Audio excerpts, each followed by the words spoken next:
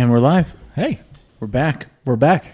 How's it going? It's almost like it's Tuesday again or something. Yes, it feels like a Tuesday. It does. Tucker and the Beard coming to you from the depths of the Prescott E-News studios. Correct. An undisclosed and unmarked location. I know, deep in the underbelly of Deep Prescott. in the underbelly of Prescott, Arizona. Shh, don't tell. No, we won't tell anybody. Okay. You can't Google the address. So, and today we have a special episode. We kind of took all of our other plans and threw them out the door. Yes. Yesterday afternoon, when we heard the news. The news that, well, I mean, I will bring it that you were the one that notified me, and It was nothing that I was happy to do. right. But the news that yesterday we lost a legend. The one and only Stan Lee. Excelsior. So, And so we figured, you know what better to do as both of us are huge fans of both the comics in general and of the movies that his comics inspired. Right. And of Stan Lee himself. Yeah, just a cool dude all around. Yeah. And since I heard the news personally, and I know I mentioned it a couple times, but when you dropped the news on me, I was like, all right, keep it together, Tucker. Wait, what? Keep it together. You had a hard time It even was rough. comprehending the news yesterday when I broke it to you. And believe me, it was not something that I enjoyed having to do. And listen, he was 95. Yeah. He was 95, and so I need to kind of get Homeboy to had grips. a good run. Right. I need to come to grips with that. And as fans, we all knew it was coming. Right. We did. I had recently told my wife that I wanted to go to one of these Comic-Cons that he was going to be at to like meet him. I mean, that's the one and only point that I wanted to go, just to I meet him. would have gone to Like, Comic-Con thank just you. to meet Stanley. Say, thanks for everything. I'm out, Yeah. beforehand, because I knew time was coming near. But Well, there's already news of him pre-recording cameos for future films because he knew his time wasn't long here.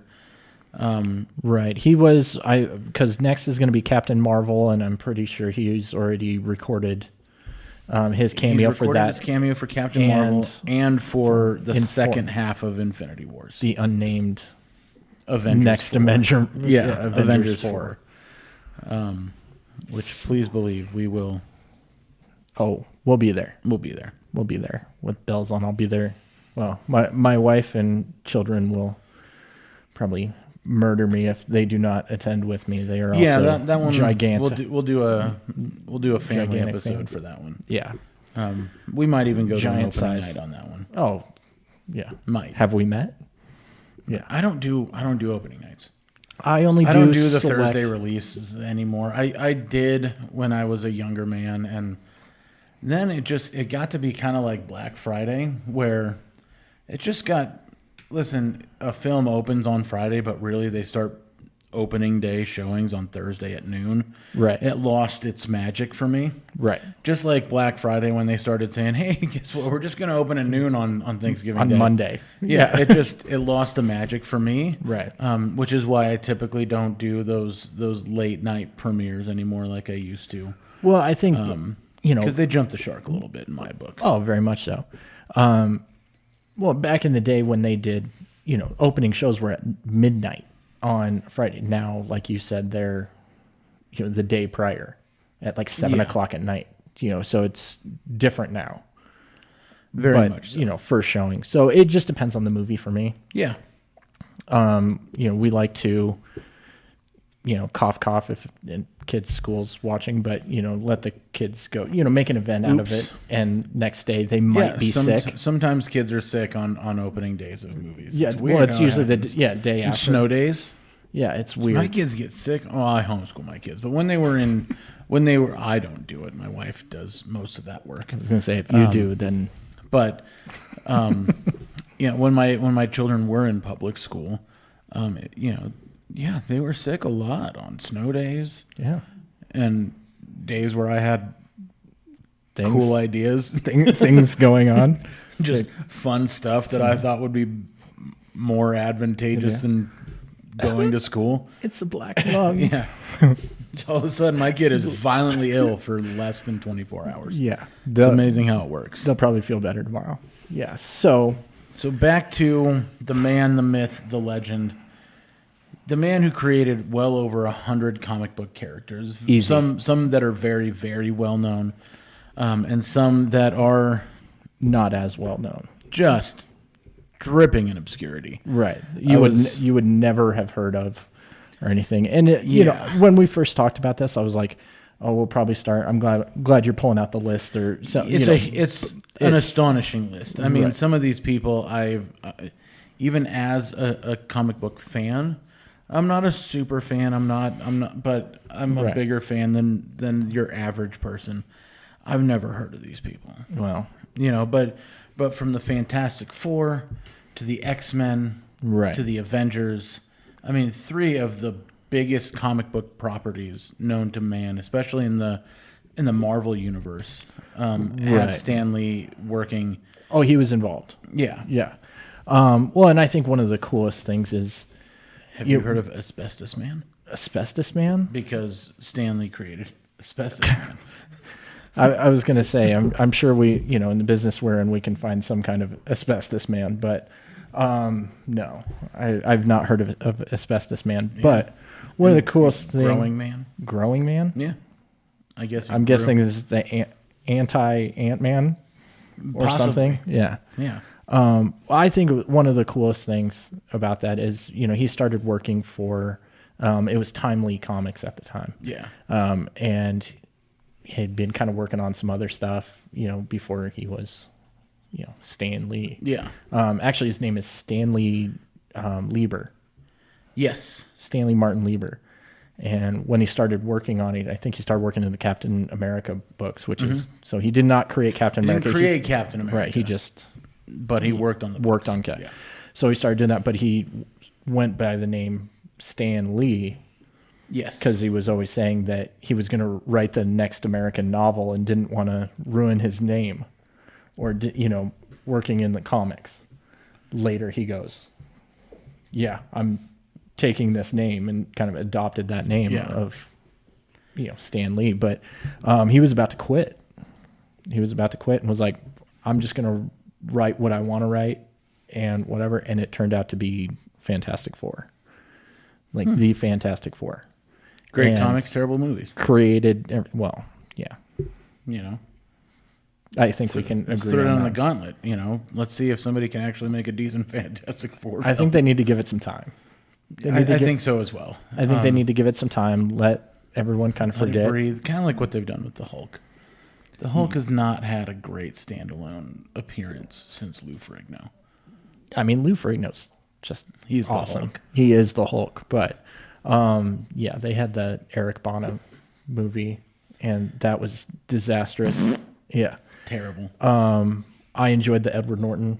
It was okay. It was wasn't okay. bad. It was the start of it. Certainly wasn't as bad as was- the Eric Bana film. Oh, well, and that's the one that's kind of incorporated into, even though they changed to Mark Ruffalo, that it Yeah. was. That's his in the- storyline that's- that ends up tying into the MCU and the films, and so on and so as forth. he becomes part of the Avengers and his kind of bromance with Thor. Bromance, yes. That's a good way of putting it. Space bromance. His, intergalactic bromance between Thor and the Incredible Hulk. I just pictured you writing a book about it. Some really nerdy and dirty fan fiction. I'm going to ask you, please don't do that. I can't make that. Yeah, I was going to promise. say, you can't uh, promise anything. I'm a man of my word, and I can tell you that I can't. I can't make that promise. Fair enough. But I mean, some of my favorite Marvel characters were certain he had his hand on them. Oh, very much so. And, for me, he'll be greatly missed, both in the industry and just as I think he brought he kept that sense of fun in a business that's gotten so serious, especially when you look at like the DC world. They've just gone super dark. Yeah. You're really starting with the Chris Nolan Batman trilogy. That got real dark, and they tried to keep it going. I like that he keeps things a little bit lighthearted Right. You know, I mean, Well, it was one of those things that well, first off, I think DC was before Marvel. They've been, I mean, Yes. they've been, they're the elder statesmen of they are. the club. They've seen some things. But Stanley changed the game. He 100% changed the game. Yeah. And DC's been chasing it ever since, I think. Agreed. And what he's done with the characters is more a sense of making them more personable Yeah. and I don't want to say realistic, but more, backstories and having personal stuff going on, Spider-Man having some depths. personal issues. The depths of the characters that he's Right. created were tremendous. Yeah. I don't think that you started the video, I don't, which is fine. hey, well, It is what it is. you're in. It's cool. But We'll play. again, Saturday good. mornings, We're still going. We're still going. I know, right? And catch it on the podcast. So Yeah, it's all good. So, no, I think, and it was always one of those things. I mean, one of my favorite little cameo kind of things that I always took seriously is from Mallrats, oh yeah, of him kind of saying, everybody, I don't know if it was in this or something else I saw of the reason he created some of the names like Peter Parker and everything was so it was easier for him to remember. yeah. I mean, he said some other things in Mallrats that, We won't repeat here. well, it was For the more sake of keeping things- conversation, not so Yeah. much him, but the other characters Keeping involved. things PG-13 or better. Right. But yeah, one cool thing that I heard on the news this morning is, I was kind of reminded of it on, it was all over the news stations this morning, and I'm sitting there as a grown man trying to hold it together in front of my kids, and everything, and having to be like, he was 95. It was He had a good. good It was run. time. But it was one of those things that they had commented that if you took he is possibly the highest paid actor Of ever all time. of all time. When you factor in time on screen versus money received. Right. Not so much for the money received, but Yeah. the movies that he was in, the total gross Yeah. they- Okay. I see what you're saying. of that he is the essential in a certain way the highest paid actor. highest growth, one of the highest grossing. grossing actors, and he is one of the highest paid actors per minute on screen. Right. And as of this moment, I think they said 128 billion. So, dude had some money. Dude, well, as far as highest, Yeah. but that is prior to Captain Marvel and the next The Avengers. yet to be Right. determined Avengers film that's coming up soon. Right. Which is going to be, Huge. Let's just double that. Yeah. Let's just double that 128. Well, I think we're all looking for some closure on the Infinity Wars timeline. I think so. I think for me personally, it's going to kind of wrap things up, and I'm not going I'm to be looking the forward to same. where they go. Right. from here. I want to see where they go, because there's a lot of the actors are done. Yeah, I mean, let's face but it. the How new- long can? It's like Saved by the Bell, the new class. Yeah, come on. It's coming. How long? Let's be real. I've got a heart for our friend Robert Downey Jr. He revived entirely Well, it was perfect comic casting. book Yeah, it was perfect casting. film genre. Right. It had gone down a weird path for Yeah. a long time Right. before Iron Man came out. Right. Well, it was kind of like, you look at like like movie video games. Yeah, Never do well. stop it. Never do well. Yeah, stop Like, making them, Just please. stop. Yeah, But it was also the fact, so it was kind of like that with comic book movies. But it was like you make a comic book movie and it's like, and it's still that way with video game movies. If Yeah. you make a video game movie, guess what? It's and the not thing gonna is, do is well. it goes the opposite direction when they make video games or movies into video games. So not Right. just video games That's what I'm into saying. movies. It's just both ways. Both They ways, it's just leave it terrible. alone. Just stop it. I mean, That's not a relationship we want. no, because really, truly, after I will give the credit to Tobey Maguire, You know how I feel. Robert Downey Jr., Okay. and Christian Bale. They brought back the comic Okay. book movie from what could have easily been obscurity forever. Okay. I'm not Because between Tobey's Spider-Man trilogy, which had some of the best Stan Lee cameos, right. the first Iron Man movie, Right. and then when Chris Nolan brought what was the original start to the newest Batman trilogy, Right. those revived the comic book movie business and made it into what it is now.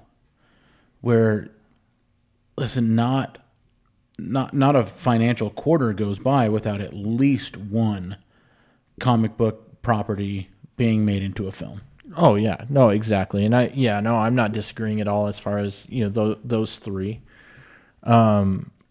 But they were at that forefront, Right. because One, it was like X-Men was before it and stuff, but yeah, but that one was- was still almost at the catering to beginning. the deeper nerds. right. As where when Tobey Maguire came out, what was it, 2001, I think, Yeah, I think so.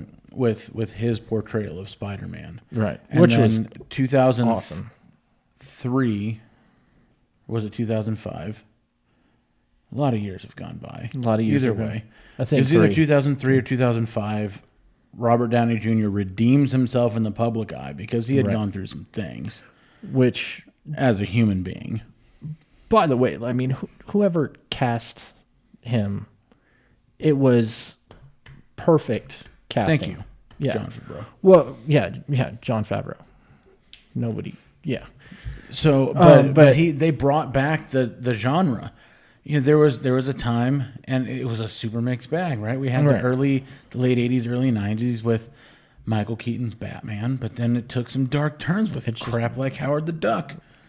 And I know that we differ in opinion on that, Listen. and I appreciate Howard the Duck for what it was, but when Right. you think about what it did for the comic book film genre, I think it did absolutely nothing. I think it hurt it tremendously. Well, I mean, I don't think that it. because it stopped helped it. people. I think it stopped. But- I think it stopped film houses from doing anything comic book related, Right. other than your standard. Everyone knows them: Superman, Batman, Right. The kind of characters The for a big really ones. long time, for Right. almost a decade. Oh, DC The was, genre went dark. I mean, we Yeah. had films like Blade and through that was its own But dark if I were to corner of walk it. down the street right now and ask 100 people, is Blade a comic book movie? They wouldn't know the answer, No, they wouldn't. right? So you got to be in the know. Right. That's somebody somewhere was like, I want to make a Blade movie, and it kind of started, do it. And I think in the 70s and stuff like that, they, did some. I mean, there was like the Spider-Man TV show, and there was the Hulk TV show and stuff. And I think Thor. But it I was think like Hulk people were versus Thor, but because it was of what Howard the cheesy. Duck was. Right. Because of that, Right. people expected a comic book movie to be bad. Right. Right? We had some really bad Batman films toward the end of the run. Yes. Clooney and what it Kilmer was. killed it, Yes. and I don't mean that in a good way. No. And I. Yeah. And so we had the Clooney and Kilmer Batman. They got away from kind of portrayals. what it was, and kind of it became its had- own cartoonish. We had things like Howard the Duck. There were several other just really terrible comic book related films that happened kind of in that early mid 90s era. right. That really it did damage to the genre for almost a decade, and we Oh. didn't have anything good again until we started seeing. We saw some of the X-Men films. The first Right. X-Men movie came out, I think it was 98. Mm-hmm. And then 2001 came Tobey Maguire as Spider-Man. with Spider-Man. Yeah. And that reopened the genre. People were flocking to these movies. Right. At the time, it was one of the highest grossing films of all time. Oh yeah, no, it changed a lot because it was Sam Raimi that did it, Yeah. and Raimi. Rami. I'm gonna say Raimi. because Anyways, that's how I say it. anyways, I don't know him. I'm sorry. Me neither. Yeah, personally. Sorry, yeah. Sorry, Sam. But he brought it. He did it right. Yeah, You know, he and made a great film. and brought a good, Peter Parker in, being Tobey Maguire. But kind of going back a little bit to kind of the X-Men movie and stuff like that, started the cameos. Yes, Somebody somewhere, and thank you, said, "Hey, Stan." you know what? We need to give this man some recognition. Yeah, And threw him in like little cameos into every single thing, which was X-Men. some of he them were was in it. so minor as to be. Stan Lee's cameo in the film was simply his face on a missing persons poster. But Yes. but he made his imprint. It's always- onto the films, and I think that's fantastic. Right. And it is Pay even homage to the man who created so many characters that so many people love. right. Well, and kind of, segment talking about like video games for a second, but in these Marvel video games, they've also embraced it. Oh yeah, And 2 games recently, I just played the, recent Spider-Man game. He full blown makes a cameo. I haven't had an opportunity to play that game because I don't own a just- PlayStation Well, get to it. gaming console. Look, yeah. I would Just- say I mean, because I'm a grown I'm man just- with no time for video games, but I own an Xbox instead. Yeah. So It's one of those things you can't. Yeah, if you can't see me right now, I'm shaking my head in disappointment. Fantastic video game, but he he makes a real appearance. he in makes it, a I've real heard. cameo appearance. My son was playing a Marvel Lego superheroes game. Yeah. He shows up in Lego form, and so it became a thing of the cameos. And there's some that were better than others, or more memorable than others, Of but all course. of them were awesome. It was just nice that they were there, whether he said anything or not. Yeah, I mean, all of the Spider-Man films, he ends up saving people's lives. right. Well, I think one of the funniest ones to me is, although they were bad movies in themselves, the Fantastic Four. Yeah, In this- people forget. it's the second one where Rise of the Silver Surfer. Rise of the Silver Surfer, where Reed Richards and Sue Storm are getting married, and he is not allowed into the wedding. Yeah, He's like, "Hey, I'm on the list. I'm Stan Lee," and they're like, "No, you're not on the we list." don't see your name. And he gets kicked out of the wedding. Yeah, Hilarious little nod because he got to play essentially himself. yeah, But I think one of the cool things ended up being in the Guardians of the Galaxy 2. His cameo ties all of the other cameos yeah. together. I love that. All of them across the board. Well, even there was some tie-in even with his cameo in the first part of the Infinity Wars. You he was start a really bus driver. Yeah, Yeah. But just his off-the-cuff remarks, Mm-hmm. they mean everything. Yeah. I think it was in Spider-Man 3 where, it was he walks up next to Tobey Maguire, who's looking at the sign saying, "Thank you, Spider-Man," or whatever. And he just goes, "See, one man can make a difference." That's it. And then just walks off. And really, to so many people, and this was the thing. I'm not one to harp on celebrities. I've literally had no moments, not zero, but I've had very few moments when a celebrity passed away that I had any genuine emotion about it. Right. But there have been a couple. And it's because of the contributions that they made to both my personal life Right. and I think society as a whole, where I've gone, man, the world's not as cool anymore.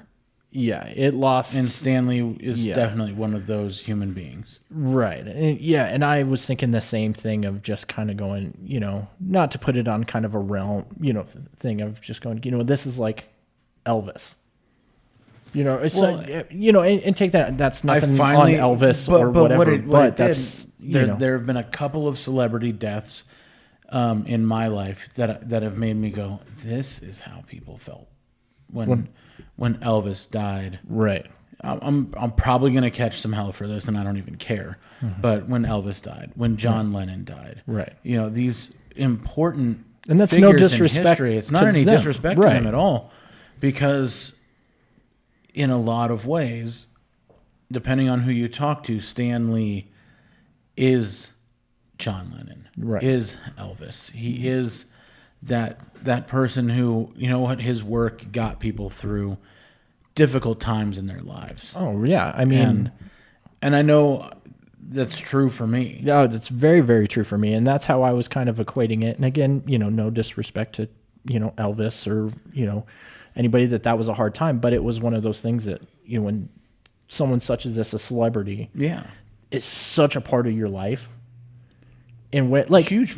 I in a weird way, like I felt like I knew him, and a personal level, like I was getting A little bit. right. Like I'm like, okay, because you know it's so thing, and I had to really, you know, talk myself, you know, I had to gather my thoughts for a moment, and you know, for me, it was definitely that situation where, I mean, I've got a deep connection with those comics and with the films themselves Right. that they inspired. I mean, the day that my oldest son was born, my wife and I spent the day watching the original Spider-Man trilogy. right, Like, we were watching those movies all day leading up to him being born.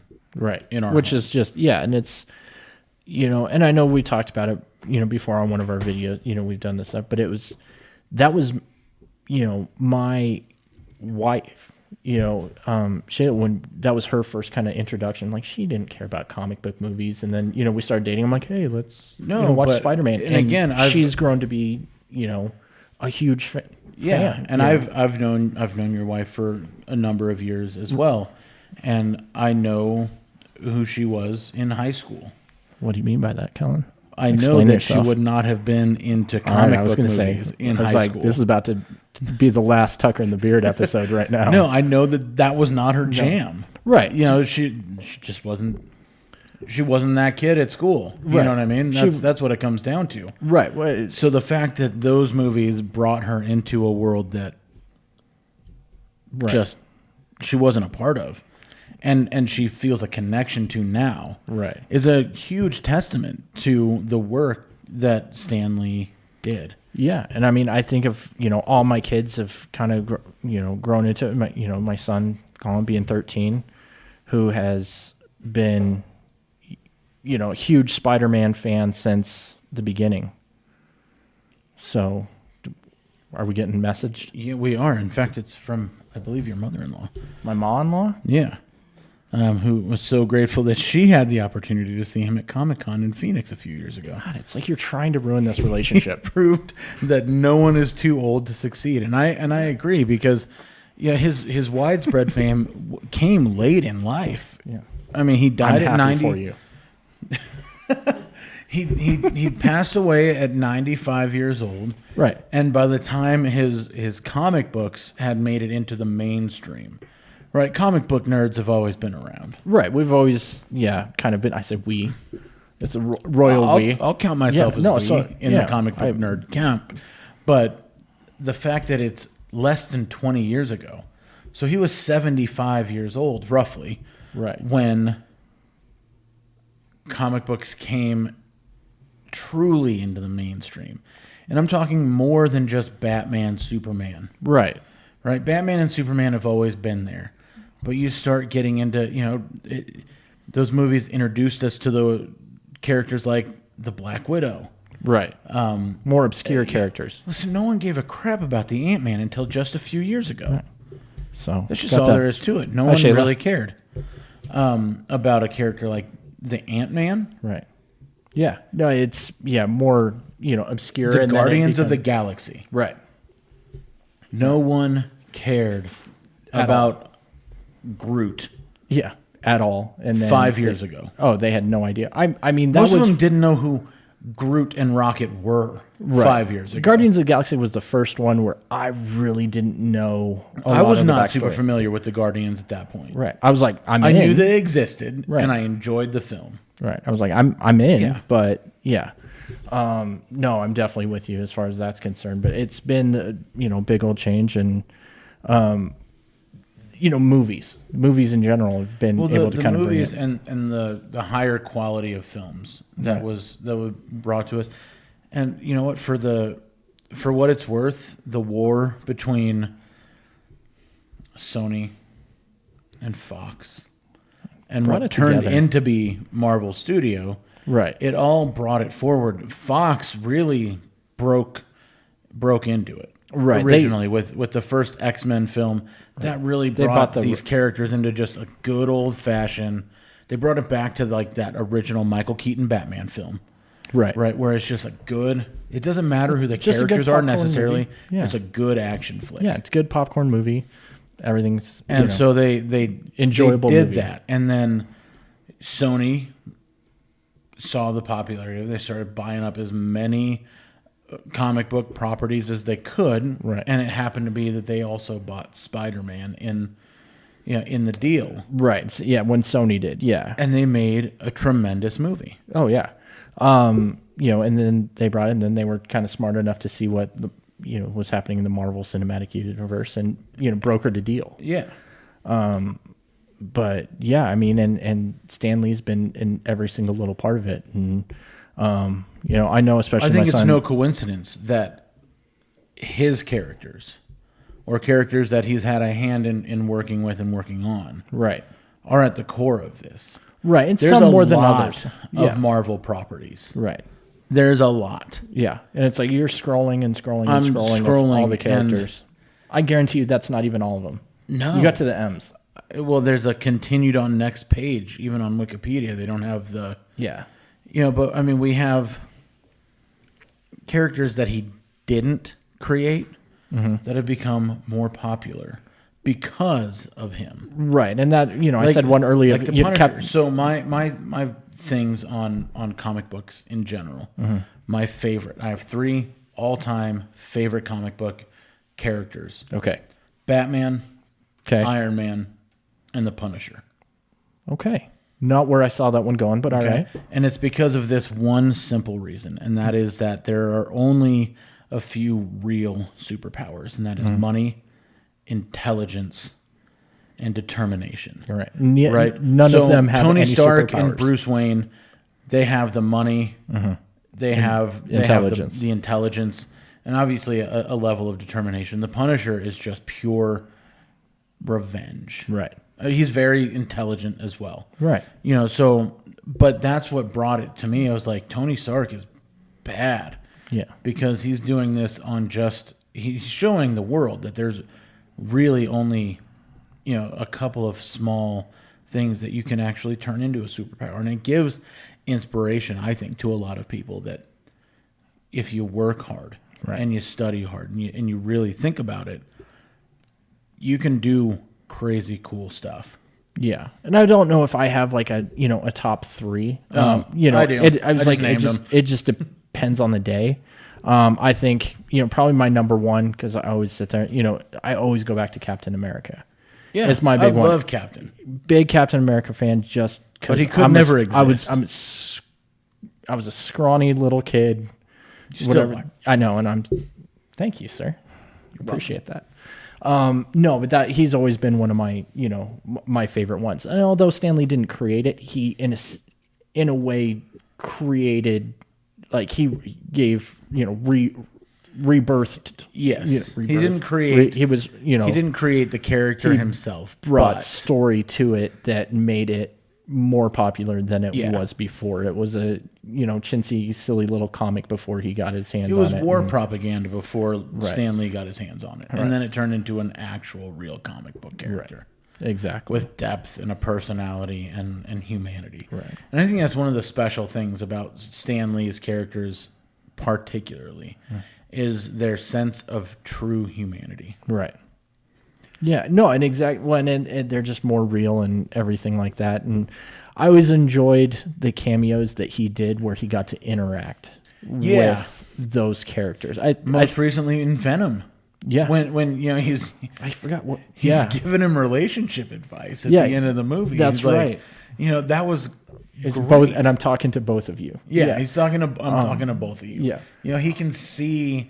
His character in that. He could see into Eddie Brock's kind of inner struggles, and he was just like, "Hey, Hey, both everything's of you. gonna be okay." Or when he's talking to Spider-Man and the Tobey Maguire. Yeah, thing, in the Tobey kinda give him- Maguire, Topher Grace debacle.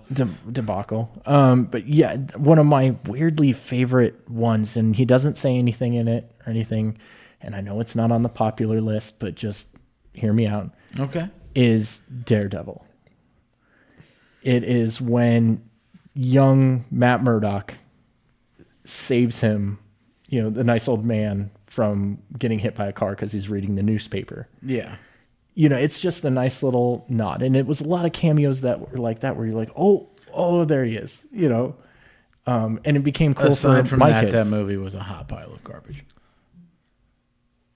Listen, I'm so much of a comics dork I- that I can enjoy little parts of it. And Because of Kevin Smith's involvement in it. that's it the hits. only reason I give a crap about it in the first place. All right. And it's the only reason I give a crap about it today, because I'm a big fan of Kevin Smith. Yes. And his involvement in that he, Yeah. had his hands in doing it. So I was, for what it was, I enjoyed it. Listen, am I going to sit here and lie and say that it's not on my, movie case at home? No. Listen. Whoa. But hit the brakes. Do I own the movie? Yes. Yeah. Was it any good? No. right, I hear you. Yeah. Doesn't So- mean I don't own it. Right, that's what I'm saying. I own it. It's on my bookshelf Yeah. at home. Have I watched it? The soundtrack was Listen, in my awesome. opinion, the best work that Jennifer Garner's ever done is the Capital One commercials. So we'll just leave that. You didn't want to there. say peppermint? Come on, man. That. That was the beginning. One of the beginning stages of this show. just as I thought that Jennifer Garner couldn't do anything worse than Daredevil and Elektra, she goes ahead and makes a movie like Peppermint. Proves me wrong. Yeah, well, there you go. You go, girl. Hey, I think listen. we could probably go on for hours and Oh, hours. we literally could. Yeah. But we're not going to. No. Because it's we got stuff to do. we got stuff to do, and the fact of the And matter you have is, stuff to do. there's too much that could be said, and if we tried to say it all, we'd really be doing ourselves and everybody else an injustice. So I think we'll leave it at simply Excelsior. Excelsior. Rest in peace, good friend. Thank you. for everything, and for everybody else, he's Tucker, He's Beard. and we will see you next time.